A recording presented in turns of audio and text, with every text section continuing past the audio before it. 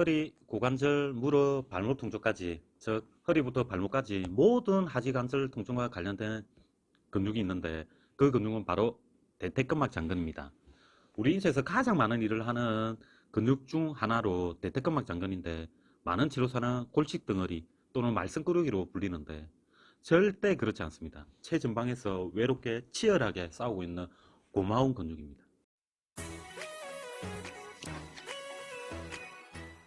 안녕하십니까, 송쌤입니다. 허리부터 발목까지 모든 하지관절 통증과 관련되는 근육이 있는데 그 근육은 바로 대퇴근막 장근입니다. 이 근육 때문에 허리, 골반, 대퇴골 및 발목까지 불균형을 만들기 때문에 꼭 확인해야 됩니다.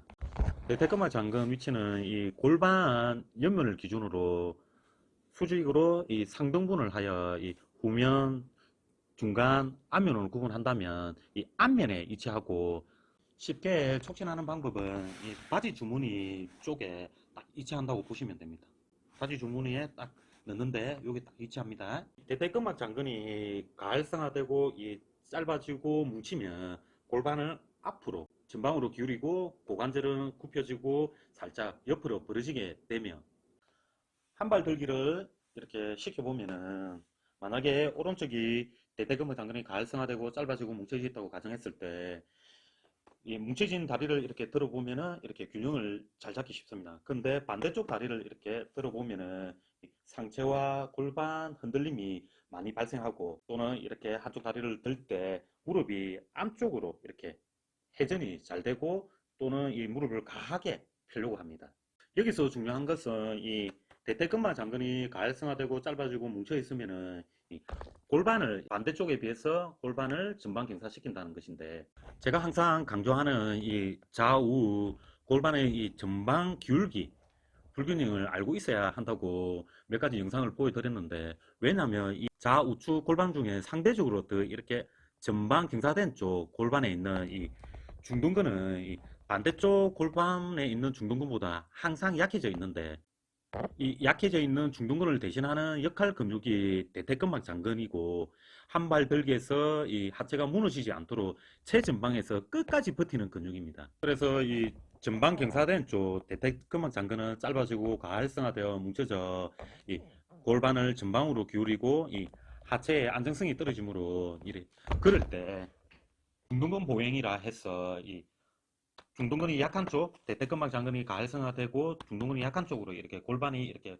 빠지면서 이렇게 긋거나 아니면 몸을 이렇게 대퇴근막 장근이 짧아져 있는 방향으로 몸을 이렇게 기울이면서 긋는 두 가지 패턴이 있습니다. 이런 걸 트렌델렌버그 사인이라고 합니다. 그래서 이 가활성화되고 짧아져서 뭉쳐있는 대퇴근막 장근을 이완시키고 정상적인 길이 회복 후 중둔근 강화 운동을 시키면 허리부터 발목까지 통증이 싹 좋아집니다. 그래서 첫 번째는 이 대퇴근막 장근을 이완시켜야 합니다. 대퇴근막 장근을 이완시키기 위해서는 이런 골프공이 하나 필요한데 만약에 오른쪽이 짧아지고 과활성화되어 있는 대퇴근막 장근이라고 가정했을 때 짧아진 쪽이 바닥에 가게 옆으로 눕습니다. 이 상태에서 골프공을 이 대퇴근막 장근 쪽에 이렇게 올려놓고 30초 정도 이렇게 체중을 이용해서 이완시키면 됩니다. 이 상태에서 30초간 하나, 둘, 27, 28, 29, 30 하고 골반을 앞으로 조금씩 이동시켜서 또 30초간 또 시간 지나서 앞으로 조금 더 이동시켜서 30초간 해서 전체적으로 다 마사지를 시켜주시면 됩니다. 저 골반을 이용해서 살짝 앞뒤로 이동시켜서 30초간 있든지 아니면 저처럼 앞뒤로 이렇게 천천히 움직여서 마사지를 해주셔도 됩니다. 이 동작을 5분 정도 해주시면 하루 종일 지쳐있던 대퇴근막 장근이 쉴 수 있게 됩니다. 두 번째는 스트레칭을 해줘야 합니다.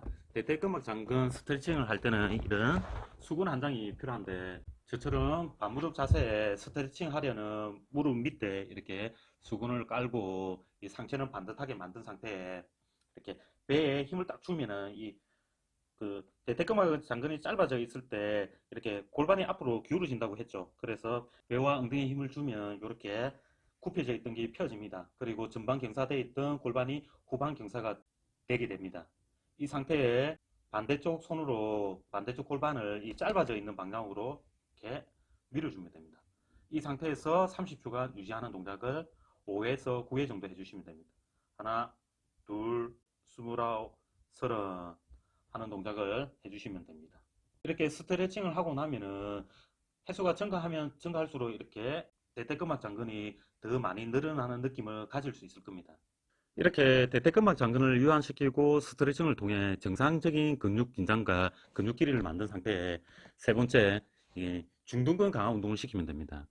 대퇴근막 장근이 가활성화되는 것은 앞에서도 말씀드렸지만 중둔근이 해야 되는 역할을 하지 않아서 대퇴근막 장근이 혼자 대신해서 발생한 문제이므로 근본적인 문제는 중둔근 약화이고, 중둔근을 강화시키지 않으면 계속적으로 허리부터 발목까지 통증을 만들게 됩니다.